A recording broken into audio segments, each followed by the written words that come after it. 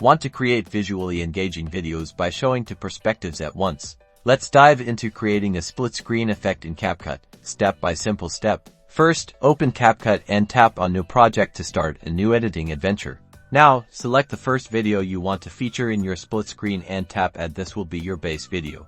With your first video on the timeline, scroll on the bottom toolbar until you find the overlay option and tap it.